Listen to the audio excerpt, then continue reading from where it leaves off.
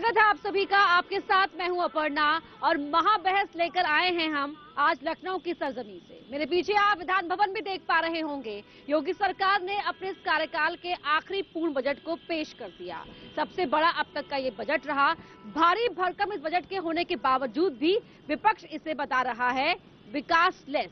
UP के CM Yogi Adityanath ने कहा कि ये सबके विकास के लेकर आए हैं, लेकिन कामलेस और विकासलेस विपक्ष ने इसे करार दिया।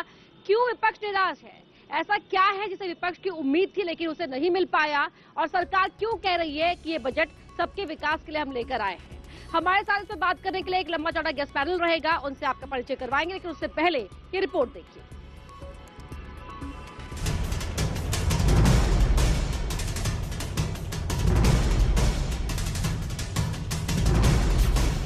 गांव शहर में विकास, बड़े बजट से आस।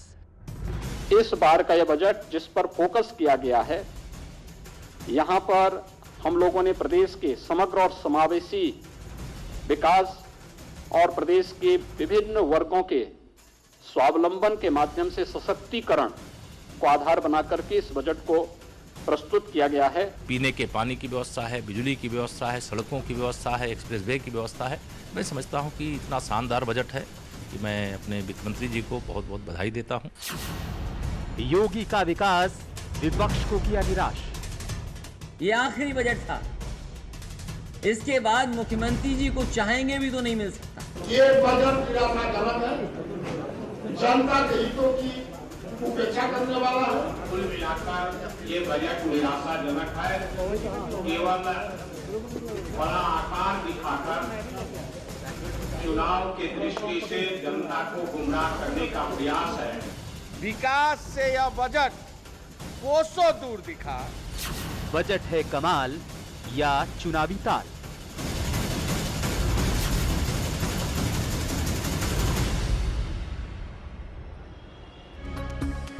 जी हां, तो सभी के विकास के लिए समग्र विकास वाला ये बजट है, सरकार कह रही है, लेकिन विपक्ष ने इसे पूरी तरह नकार दिया है। हमारे साथ जुड़ रहे हैं एसपी के प्रवक्ता है अनुराग भदौरिया जी, और हमारे साथ पॉलिटिकल एनालिस्ट हैं प्रोफेसर एमएच खान जी, और साथ ही हमारे साथ जुड़ रहे हैं वरिष्ठ पत्रकार शेष नारायण सिंह जी भी।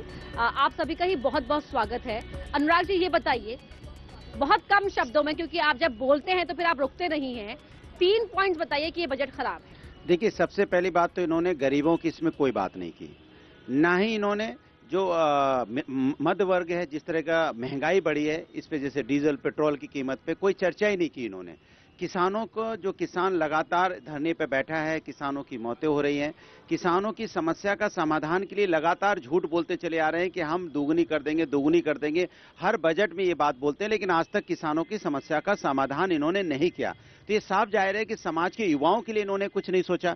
एक भी ऐसा काम नहीं किया जो समाज के युवाओं को डायरेक्ट फायदा मिलता है या उससे रोजगार बनता, या ये इस बात पे चर्चा करते कि इन्होंने 4.5 लाख करोड़ का इन्वेस्टमेंट समिट कराई थी, तो जो समिट थी तो उसका इन्वेस्टमेंट कहाँ हुआ है, कहाँ पे फैक्ट्रियां लगी, वो बता देते। तो सरकार ने सिर्फ वो जो जुमलेबाजी, सरकार की जो आदत है सपना दिखाने की, हर बजट में सपना, पिछले साल का जो बजट इनका उठा के देख लो, जो वादे उसमें किए थे उसमें से एक भी अभी तक पूरा नहीं हुआ। उसके पहले चले जाओ, इन्होंने हर बजट में एक बार महिला सम्मान के लिए बात की थी, एक बार इंडस्ट्री के लिए बात की थी, एक बार किसानों की बात की थी, एक बार इन्होंने इंफ्रास्ट्रक्चर डेवलपमेंट की बात की थी। इनमें से कोई भी ऐसा नहीं बजट, चारों बजट जो पीछे के इन्होंने किए थे, कि जिसमें कुछ भी पूरा कर पाए हों। सिर्फ और सिर्फ उत्तर प्रदेश के लोगों को सपना दिखाना, झूठ बोलना, जुमलेबाजी करना, यही भारतीय जनता पार्टी का संस्कृति, संस्कार और कल्चर बन के रह गया है। इससे ज्यादा कुछ नहीं है। जी डॉक्टर खान, ये बताएं कि क्या आप इस बजट से बहुत उम्मीदें कर रहे थे, या आपको ये चुनावी बजट नजर आ रहा है, या आप भी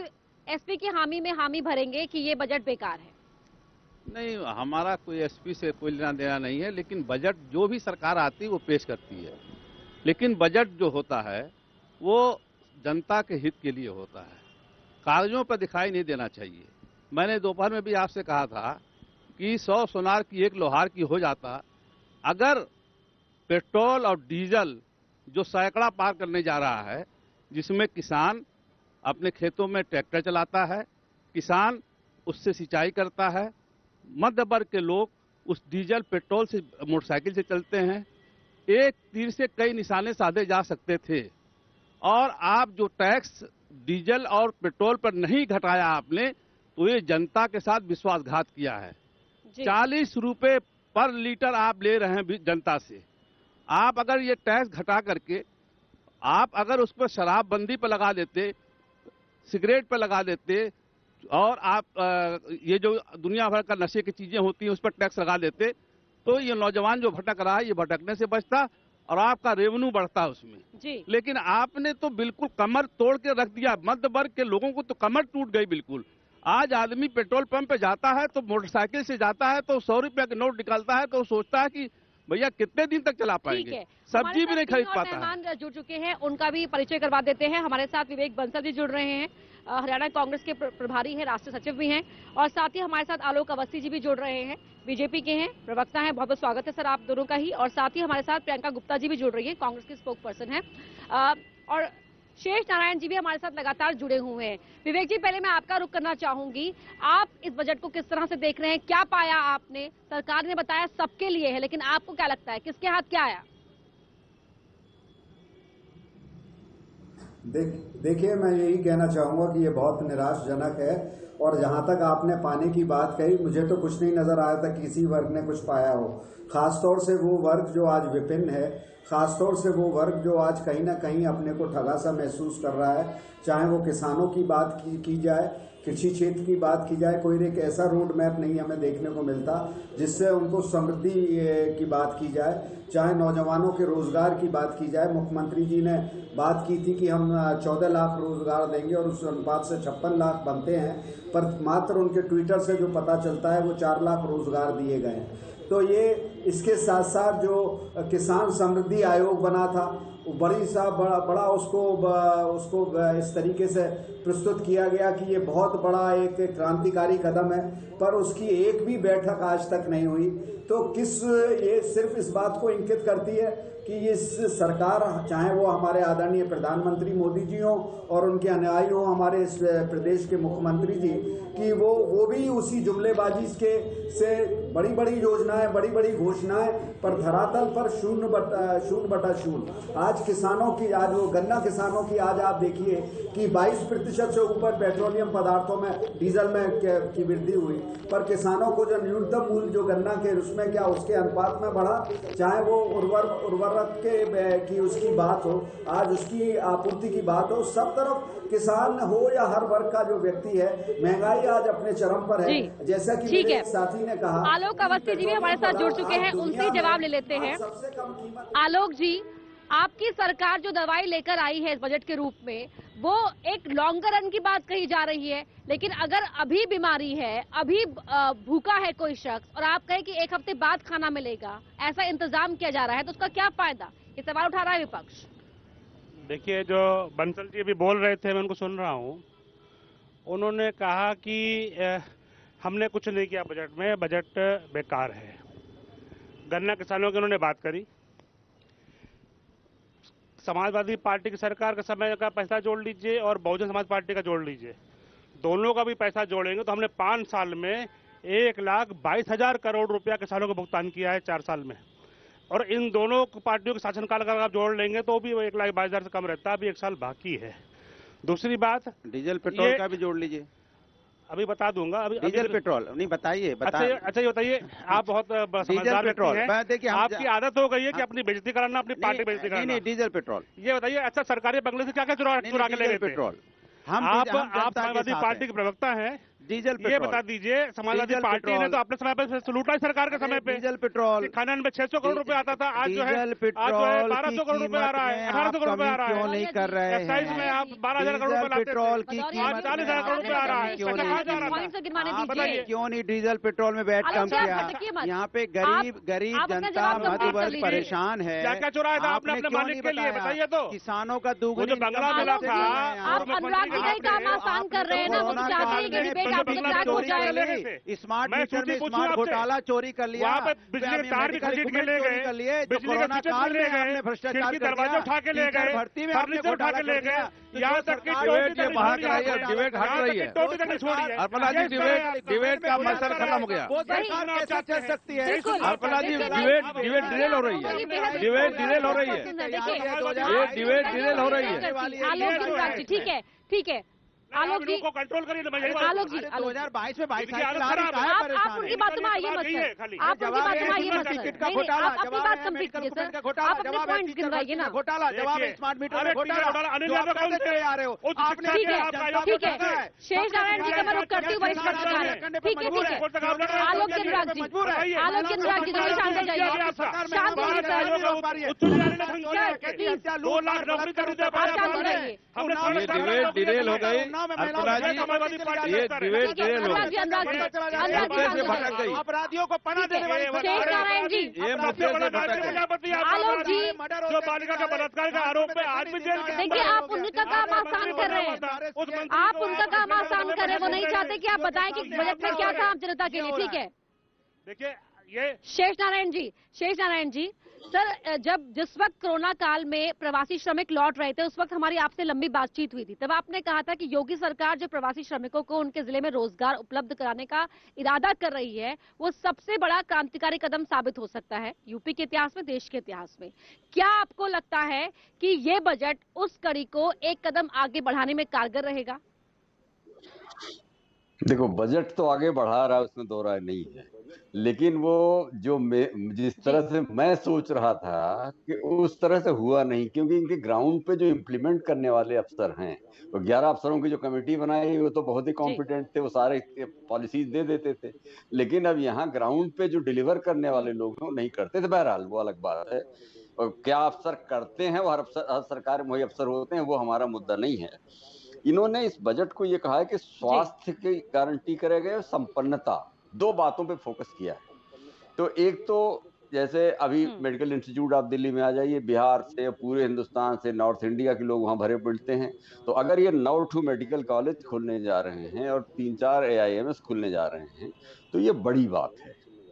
हेल्थ के मामले में ये सीरियस है और उसके लिए आप देख रहे हैं कि काम हो भी रहा है। मैंने सैफई में ऑल इंडिया इंस्टीट्यूट की है, और ये 2 अभी रायबरेली में और गोरखपुर में बता रहे हैं कि वहाँ पे MBBS पढ़ाई शुरू हो रही थी, एक गंभीर बात है। दूसरी बात इन्होंने कहा है कि संपन्नता में शिक्षा पे बच्चों को कॉम्पिटिटिव बनाने का जो काम है, जैसे साउथ इंडिया और बंगाल से सेंट्रल सर्विसेज में थोक में लड़के आते थे, लड़के लड़कियां सेलेक्ट होते थे, तो ये जो इनकी कोचिंग वाला है ये बात भी गंभीर है। अब ये हमारे से हमेशा राइडर ये ध्यान रखिए, खान साहब आप खास तौर से सुनिए कि इसको इम्प्लीमेंट अगर इनके ग्राउंड पे लोग कर पाएंगे, क्योंकि मैं नोएडा, ग्रेटर नोएडा में हम देख रहे हैं कि यहाँ जो अफसर इन्होंने तैनात किए हैं ये लोग इनकी नीतियों को लागू नहीं कर रहे हैं, ये लोग तहसीलदार की तरह बिहेव करते हैं, थानेदार की तरह हड़काते हैं उद्योगी को, तो वो काम इनको ठीक करना पड़ेगा।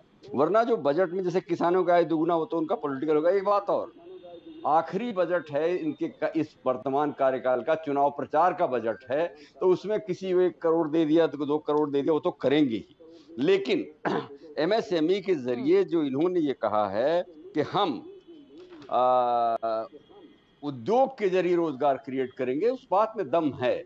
और ये बात जवाहरलाल नेहरू ने भी कहा था और PV नरसिम्हा राव ने भी कहा, और PV नरसिम्हा राव के वित्त मंत्री थे डॉक्टर मनमोहन सिंह, उन्होंने जिस ढर्रे पे आर्थिक विकास को डाला था आज उसी रास्ते पे चल रहा है।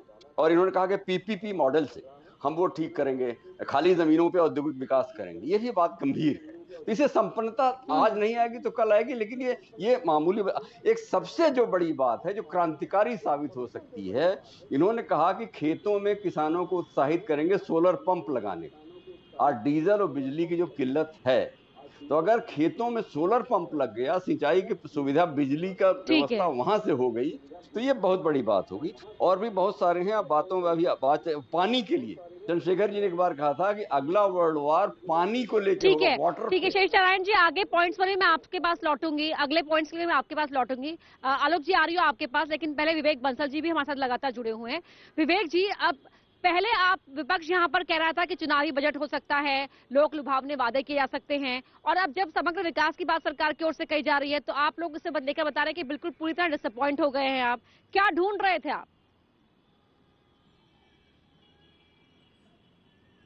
देखिए, हम बहुत सी चीजें ढूंढ रहे थे। हम एक बेसिकली एक बहुत ही स्पष्ट नीति जो है ढूंढ रहे थे। हम ये कहीं ना कहीं ये तलाशने की कोशिश कर रहे थे कि किसान को किस तरीके से आश्वस्त किया जाएगा। आज किसान आंदोलित है, उसके आंसू कैसे पूछेंगे। आज जो किसान सम्मान निधि है वो कितने प्रतिशत लोगों पे पहुंच रही है, उसकी बात होगी।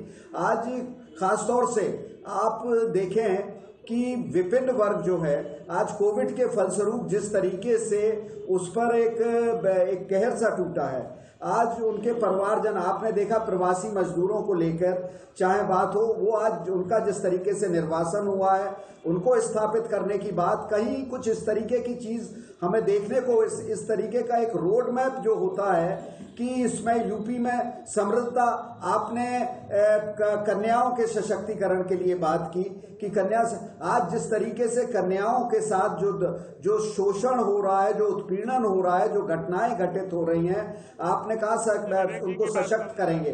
कहां से ये क्या है कि ये सशक्त या स्वस्थ समाज का द्योतक है, उसको लेके आपने कहा कानून व्यवस्था बिल्कुल जंगल राज खत्म हो गया है। ठीक है विवेक जी, जवाब ले लेते हैं आलोक जी से। जंगल राज है पूरी तरफ, आप चारों तरफ आप विवेक जी बहुत बड़ी बड़ी बातें कर रहे हैं, कृषि कानून की बात भी कर रहे हैं, साथ ही साथ उन्होंने किसान सम्मान निधि की बात भी करी है। तो किसान सम्मान निधि कौन सी सरकार लाई है? भारतीय जनता पार्टी की मोदी सरकार लाई है, आप नहीं लेकर के आए थे। आप किसान सम्मान निधि, आप किसानों के आंदोलन की बात करते हैं, पंजाब आप कॉन्ट्रैक्ट फार्मिंग का विरोध करते हैं। राहुल गांधी ने सबसे पहले 2010 में जो है सब्जियों को, फलों को आप बाहर किया था एपीएमसी एक्ट से। आप अपने इतिहास देखिए। दूसरी बात, पंजाब में कांग्रेस की सरकार है आपकी। अरे सुनिए अब आपका उतार रहा हूँ ना, सुनिए। आपका पंजाब सरकार ने क्या किया? जो विश्वव्यापी एक बड़ी चेन है नेस्ले के साथ आपने कॉन्ट्रैक्ट फार्मिंग का सरकारी आपने जो है वो एग्रीमेंट किया। उसके बाद आपने पेप्सिको से किया। बहुराष्ट्रीय कंपनियां वो शूट करती है, जिसके आपका अध्यक्ष इटली से आता है। बहुराष्ट्रीय कंपनियां इसे शूट करती हैं आपको, और आपकी पंजाब की कांग्रेस सरकार वहां पर 5 साल तक किसानों को जेल में जाने का आपने कानून बना रखा है कि किसान कॉन्ट्रैक्ट से अगर अलग होगा तो 5 साल तक जेल जाएगा। और आप किसान आंदोलन की बात करते हैं, शर्म आनी चाहिए आपको। स्वामीनाथन रिपोर्ट आपने बनवाई, 10 साल जो है आपने पेटी में डालकर रखा, खोला नहीं इसको। वो स्वामीनाथन कमेटी को भारतीय जनता पार्टी ने मोदी सरकार ने लागू किया है।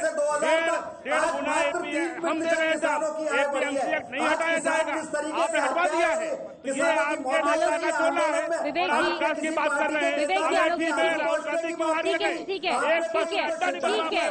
विवेक जी और आलोक जी, विवेक जी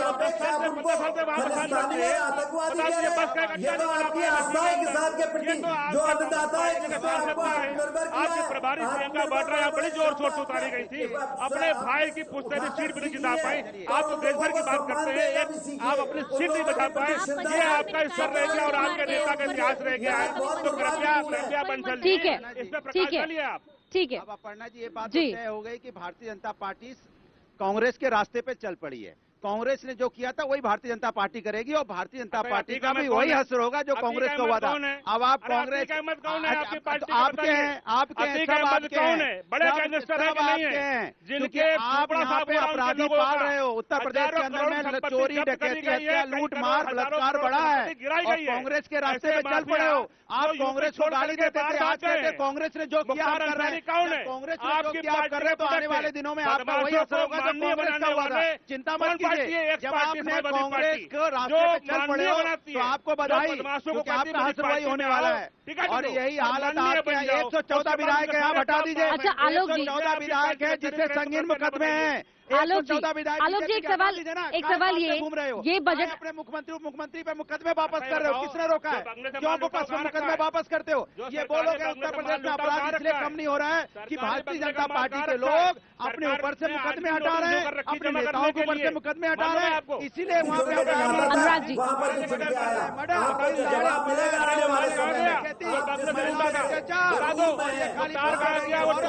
अनुराग जी प्रोफेसर खान, ठीक है डॉक्टर खान,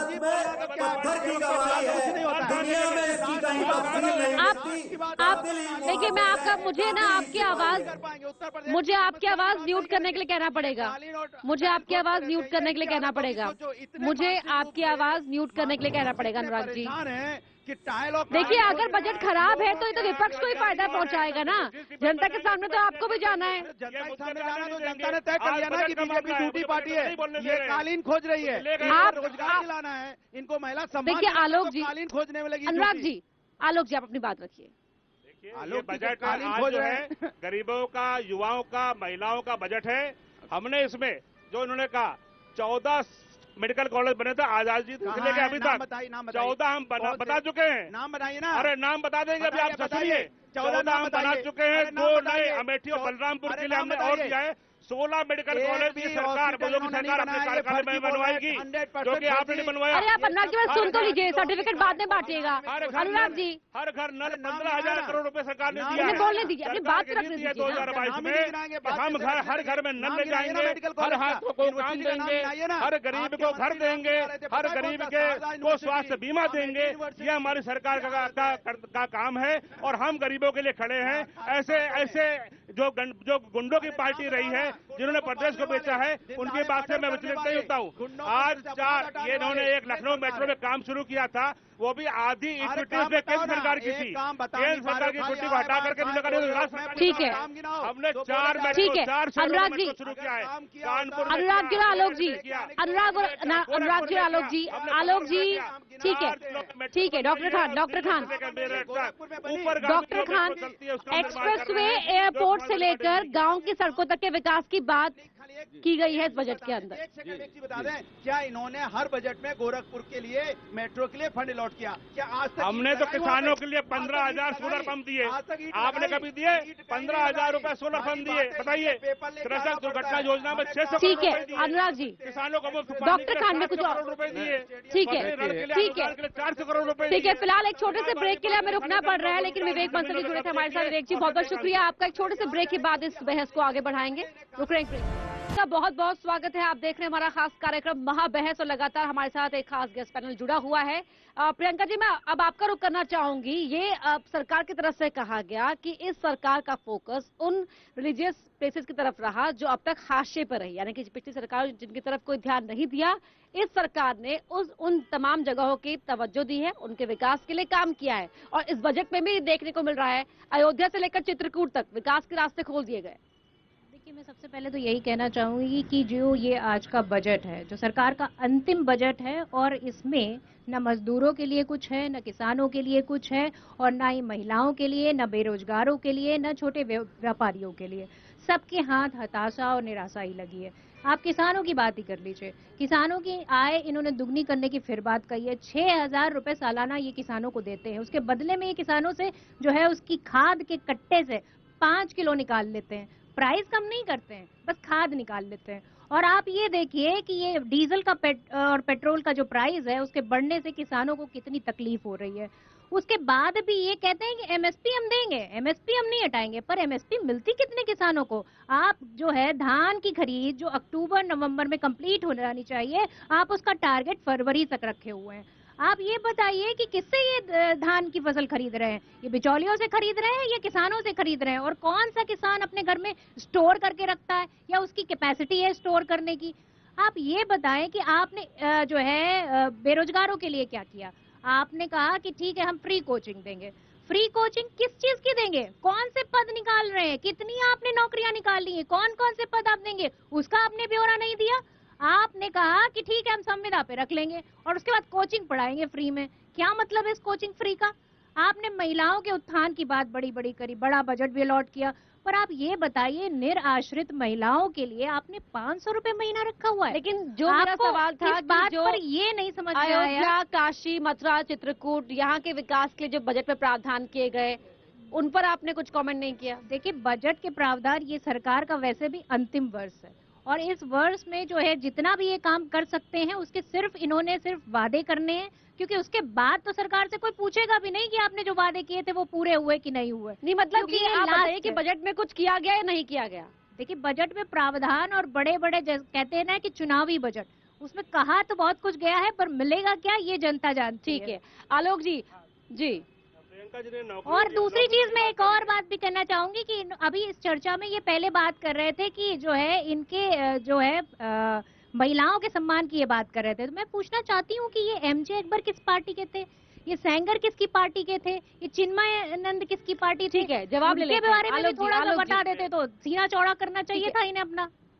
प्रियंका जी क्यों इतिहास खुलवा रही हैं? सुप्रीम कोर्ट में जाकर के राहुल गांधी को नाम बंद करवाना पड़ा था। ये सुमंगला का नाम याद है? वर्तमान में रही है ना, आपको नाम याद है? सुमंगला कहाँ गई? पार्टी के लोगों का नाम भूल जाते हैं क्या? पता है क्या आरोप लगा था उनके ऊपर? आरोप अलग चीज होती है, जेल में जाना अलग चीज होती है। बात करिए आपको शोभा दे। दो चीजों को आप देखिए, बड़े प्रवक्ता हैं, आप कम से कम इतना अर्थ तो समझते होंगे। मैं अर्थ समझा रहा हूँ ना आपको, मैं आपको समझा रहा हूँ। इतना डिफरेंस समझ में नहीं आता है कि कुलदीप सिंह नौकरियों की बात करी इन्होंने, मैं नौकरियों का जवाब देता हूँ। बहुजन समाज पार्टी सरकार में 92,000 को नौकरियां दी गई थी और समाजवादी पार्टी के समय में मात्र 2 लाख नौकरियां दी गई थी। अरे सर, समाजवादी पार्टी और बहुजन समाज पार्टी के अगर नौकरियां ले लेंगे तो हम 4 लाख के आसपास हम नौकरियां दे चुके हैं। 50,000 नौकरियां और प्रस्तावित है, जो कि आप दोनों की सरकारों ने मिल करके उसकी आधी नौकरी भी आप नहीं दे पाए थे, वो हम उसकी दुगनी नौकरियां दे चुके हैं सरकार में। के लोगों ने 3,700 आवेदन किए। मेरा नाम आपका नाम आलोक अवस्थी नहीं है ना? आपका नाम आलोक अवस्थी नहीं है, आपका नाम आलोक अवस्थी नहीं है। जब आप आपने बहुत सारे सवाल क्यों किए प्रियंका जी? बहुत सवाल पूछ लिए ना आपने। 62 प्यून पद निकलते हैं, 3,700 ये सुनना नहीं चाहती है क्योंकि इनका नेता दिवालिया हो चुका है, पूरी जनता को हटा चुकी है। 28,000 आवेदन करते हैं और जो है में इनके ग्रेजुएट की बात करें तो 50,000 से। आलोक जी एक काम करती हूँ, मैं आपसे सीधा एक साथ जवाब लूंगी, मैं आपसे जवाब लूंगी, मुझे जो है समझ दीजिए। प्रियंका जी ऐसे नहीं हो पाएगा, प्रियंका जी ऐसे बात नहीं बन पाएगी, ऐसे बात नहीं बन पाएगी। एक नहीं अब नहीं, डॉक्टर खान बहुत देर से उनके पास नहीं आ पाएंगे। नहीं ठीक है अनुराग जी, नहीं आप जवाब देने नहीं दे रहे ना, आप जवाब देने नहीं दे रहे ना अनुराग जी, आप जवाब बताइए। मैं डॉक्टर खान चुनावी साल है, आखिरी बजट है, सरकार कुछ करती तो भी यहाँ पर विपक्ष आरोप लगा रहा है, कुछ ना करती तो भी आरोप लगा रहा है। आप सुन लीजिए जी डॉक्टर खान जी, मुझसे सवाल किया गया भाई, मुझसे सवाल किया गया भाई। अरे भाई मुझसे सवाल किया गया है। अरे अपनी डपली अपना राग नहीं चलेगा ना। आलोक जी 1 मिनट दे दीजिए please sir, 1 minute. Doctor Khan सुनिए, देखिए मैं सबसे पहले तो शेष नारायण जी की बात का पूरी तरह से समर्थन करता हूँ कि योगी जी ईमानदार हो सकते हैं, लेकिन नीचे बेईमान अफसर बैठे हैं जो काम नहीं होने देते। बजट चाहे जितना उन्होंने अलॉट कर दिया हो, कागज पर बुक भी कर दिया हो, वो कुछ नहीं होता है। अगर योगी जी इतने ईमानदार हैं तो नीचे के अफसरों को टाइट कर सकते हैं। आज तक कोई एक्सप्रेस वे कंप्लीट नहीं हुआ, 5 साल होने जा रहा है। इससे सच्चाई है, इसमें कोई आप कुछ नहीं कर सकते हैं। डीजल के दाम बढ़े हैं, रोडवेज की बसें चलेंगी, किराया बढ़ेगा। रोडवेज की बसों में कौन चलता है? मध्य वर्ग का आदमी, गरीब आदमी चलता है। इसका कोई संज्ञान नहीं लिया गया है कि ये गरीब कहाँ जाएगा। खाद के दाम में कोई कमी नहीं की गई है। अब सवाल इस बात का उठता है कि बजट आ गया है, तो जब बजट आ गया है तो बजट का खजाना अभी आप 8 महीने बचे हैं, कितना काम कर पाएंगे आप? एक भी मेडिकल कॉलेज, मैं आपको गारंटी के साथ कहता हूं, लखनऊ की बात मैं कर रहा हूं। देखिए लोहिया संस्थान था और लोहिया अस्पताल था, उसको मिला दिया संस्थान में। एक गरीबों का अस्पताल था जो 1 रुपये के पर्चे पर सारा इलाज फ्री मिलता था, उसको खत्म कर दिया। जितने मेडिकल कॉलेज गिना रहे हैं अवस्थी जी, वो सब जो है जिला चिकित्सालयों को उनको बनाया गया है, चिकित्सालय खत्म कर दिया गया। जिले के चिकित्सालय खत्म हो गए, मेडिकल कॉलेज बन गए। अब मेडिकल कॉलेज जब बनेंगे तो गरीब को 1 रुपया का पर्चा नहीं मिलेगा, 200 रुपये का पर्चा मिलेगा और सब चीजों का इलाज कराना पड़ेगा। पैसा देना पड़ेगा, खून की जांच का, मेडिसिन का देना पड़ेगा, सब चीज का। अगर इस पर ध्यान दे दिया जाए, अगर ये ध्यान दे, सुन लीजिए अवस्थी जी, अब सुन लीजिए, अब इस पर ध्यान बता दीजिए। अगर मेडिकल कॉलेज बनेंगे तो फायदा तो आम जनता को ही होगा ना। आप सवाल इस बात का है कि अगर हमने अगर बहुजन समाज पार्टी ने अच्छा काम किया होता तो सत्ता से बाहर क्यों होती भाई? अब आप सत्ता में है, सत्ता की बात करिए आप। देखिए सत्ता में रहते हुए मैं वरिष्ठ पत्रकार शेष नारायण जी का रुख कर रही हूँ। शेष नारायण जी, जो समय है अभी, अगर हम करंट सिचुएशन की बात करें और हम कोरोना काल की बात करें तो क्या फौरी राहत देना जरूरी होगा या फिर सरकार के जो कठोर फैसले हैं उनको वो देखिए।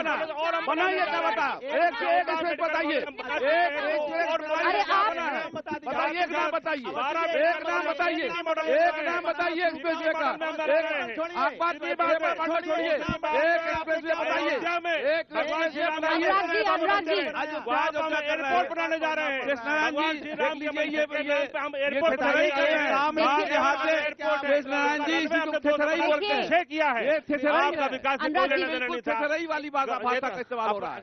क्या बात है, सीधे सीधे आपने सरकार के पैसों से अनुराग जी, आपकी दोनों पार्टियां जो है सरकारी अनुराग जी आप ऐसे बुली नहीं कर सकते, आप ऐसे बुली कर रहे हैं, आप बुली कर रहे हैं, आप बुली कर रहे हैं। वो जवाब दे रहे हैं ना, आप वो बोल ही नहीं पा रहे हैं सर।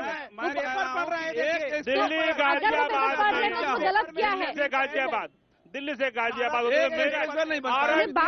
RRTS कॉरिडोर बना रहे हैं, उसके लिए हमने कब तक बने? मेट्रो कानपुर आगरा वाराणसी गोरखपुर के लिए बना रहे हैं। लौट रही हूँ आपके पास सर, लौट रही हूँ आपके पास, ये बताइए, लौट रही हूँ आपके पास, लौट रही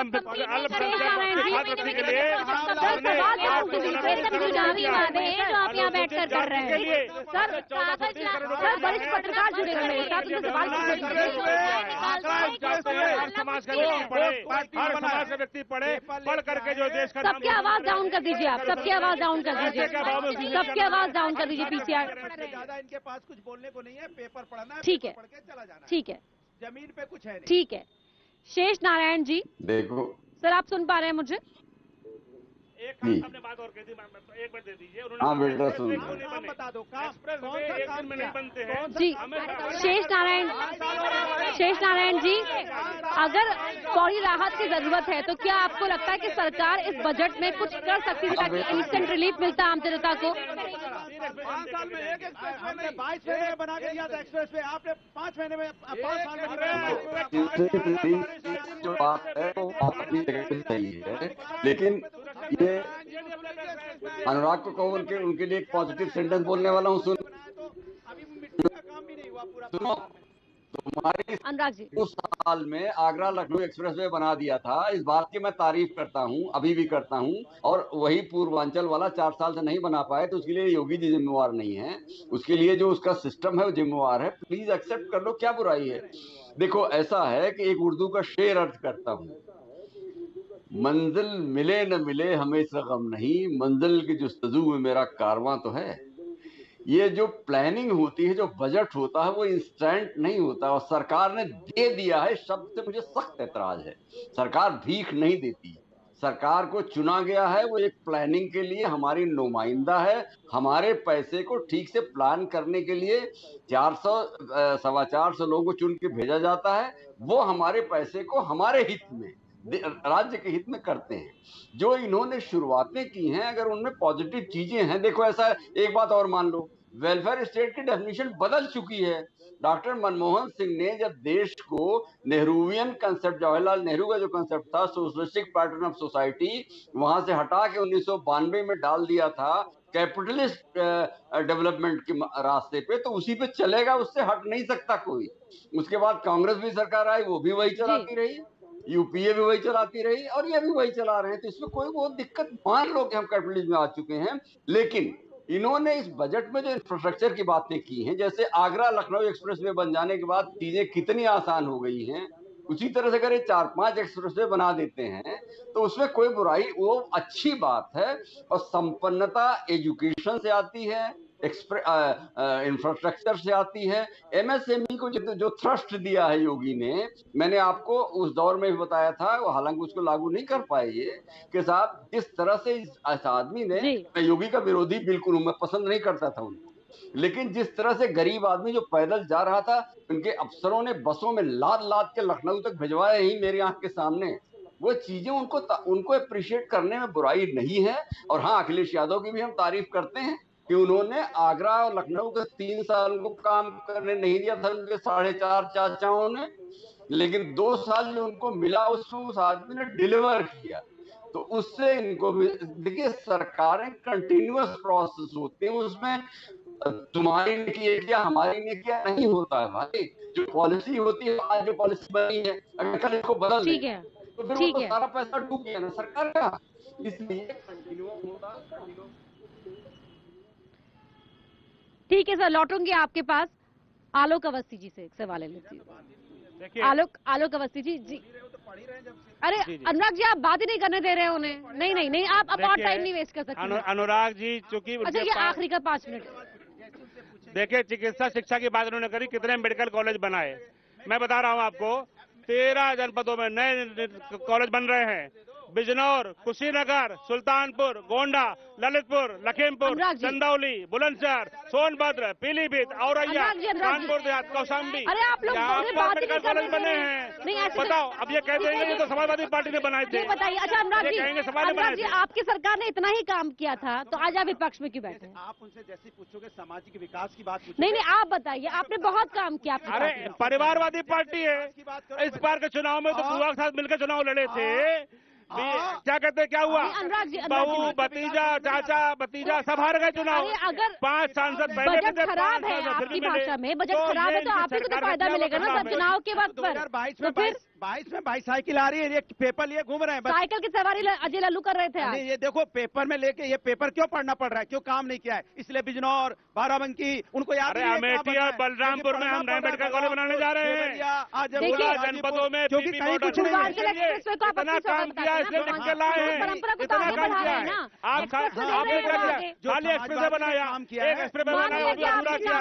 लखनऊ मेट्रो जो बना इसमें केंद्र सरकार का आधा हिस्सा है, तो उसको भी आप कहते हैं मैंने बनाया। तो जनता का कौन सा अपना खेत बेच के ला रहे हो? आज ऐसा बता रहे हैं, तब तो अखिलेश यादव अपनी जेब से लेके आ रहे थे, आप बता रहे थे। अब आज आप कह रहे जनता का कोई कॉलेज का नाम बताओ, मुख्यमंत्री आएगा वो जनता के लिए काम करेगा। नाम बताओ जो बनाया। अपनी जेब से सैफई से नहीं लाए थे। मेडिकल कॉलेज का नाम बताओ। अरे मेडिकल कॉलेज का नाम बताइए। आप तो सैफई में बॉलीवुड नाइट करते थे। बॉलीवुड कहाँ गया? मेडिकल कॉलेज का नाम बॉलीवुड कहाँ गया आपका? जो बॉलीवुड नाइट करते थे, मुजफ्फरनगर को पंजाब बना दिया। वहाँ बॉलीवुड नाइट नाम बताइए आपकी। ना मेडिकल कॉलेज का बता पा रहे हैं कि इन्होंने बनाया, ना यूनिवर्सिटी का नाम बता पा रहे हैं, में हमने इंडस्ट्री का नाम बता पा रहे हैं। आप नाम सुन ही नहीं रहे। एटा, हरदोई, प्रतापगढ़, फतेहपुर, पेपर से काम नहीं चलेगा। आपने कोई काम नहीं किया। 4.5 साल तक सिर्फ नफरत की राजनीति उत्तर प्रदेश में फैलाई है। जात धर्म की राजनीति है आपने, कोई विकास की राजनीति नहीं की आपने। विकास का नाम आपको नहीं मालूम है। पेपर में पढ़ के आपको बोलना पड़ रहा है, इसका मतलब आपने कुछ नहीं किया। समाजवादी का काम का फीता काटा है या उसका नाम बदलने की कोशिश की है। हमने इससे ज्यादा कुछ नहीं किया। 15,000 करोड़ रुपए दिया है। कहाँ दिया है? जिन घरों में पानी नहीं आता है, यहाँ लोग उन नलों में 15 बजट में दिया है। अगर आप पढ़ते बजट को तो आप बहस कर पाते हैं। हत्याएं हो रही है। काम क्या है? चोटी चुराना, घर का माल लूट के ले जाना, सरकार में सरकार संपत्ति लूट ले जाना, पूरा लूट लिया। ठीक है, आखिरी का 1 मिनट है, आखिरी का 1 मिनट है। प्रियंका जी कितने मार्क्स दे रही हैं आप इस बजट को? मैं तो बिल्कुल भी मार्क्स देने के उसमें नहीं हूँ, फेवर में नहीं हूँ। बाकी जनता जनार्दन है, वही मार्क्स देगी और वही बताएगी इस चुनाव में, आने वाले चुनाव में, कि इनकी जो कार्यशैली है, जो इनकी नीति है, जो इनके बजट हैं, वो कितना जनता को फायदा पहुंचता है। बिकॉज जनता आज महंगाई से त्रस्त है, चाहे वो पेट्रोल के दाम हो, चाहे वो डीजल के दाम हो, चाहे वो गैस के दाम हो। जिसकी जो कहते हैं ना कि जिसके दम भर भर के ये सत्ता में बैठे हुए हैं, उन्हीं चीजों पर ये कायम नहीं रह पा रहे हैं। और आज ये कह रहे हैं कि पुरानी सरकारें जिम्मेदार हैं। अरे कौन जिम्मेदार है? नेहरू जी जिम्मेदार है। नेहरू जी जिम्मेदार है, यही बोल दीजिए ना। या एक्ट ऑफ गॉड है, आप वो भी बता सकते हैं। आप तो कुछ भी बोल सकते हैं, जुमले वाली सरकार है, कुछ भी बोलेंगे। जी मार्क्स मैंने कहा ना, मैं 0 दे रही हूँ। ठीक है आलोक जी, आप उन्हें बोलने दीजिएगा। आलोक जी को बोलने दीजिएगा। की बात करिए, मैं 2 चीजें स्पष्ट कर देना चाहता हूँ। पहली बात, 90% जो क्रूड ऑयल है वो हम बाहर से आयात करते हैं, हमारे देश में नहीं होता है। जिस समय आपका कोविड का प्रकोप चल रहा था, क्रूड ऑयल का प्राइस क्या है वो बता दीजिए। अरे आप क्रूड ऑयल का प्राइस अब किया है, डॉक्टर खान क्रूड ऑयल का प्राइस पहले क्या था? मार्क्स दे रहे हैं आप। अरे आप तो लेकर आए ना पेपर, बताइए डॉक्टर खान कितने मार्क्स दे रहे हैं? उत्तर प्रदेश सरकार पेट्रोल की कीमत देखिए, उत्तर प्रदेश सरकार पेट्रोल डीजल पर 40 रुपया पर लीटर ले रही है। मैं आग्रह करूंगा सरकार से और प्रवक्ता महोदय से, पंडित जी से, कि अगर डीजल और पेट्रोल में 10 रुपया आप टैक्स जो ले रहे हैं 40 से 30 कर देंगे तो जनता का भला हो जाएगा। हाँ। जनता का भला हो जाएगा। कोरोना काल के ऊपर नहीं, 40 रुपये आप ले रहे हैं, उस पर कम कर दीजिए ना। पेट्रोल 40 रुपये में 30 रुपये कर दीजिए। 40 का 30 रुपया कर दीजिए। 40 का 30 कर दीजिए ना। 40 का 30 कर दीजिए। 40 का 30 कर दीजिए। खबरें जारी है ब्रेक के बाद।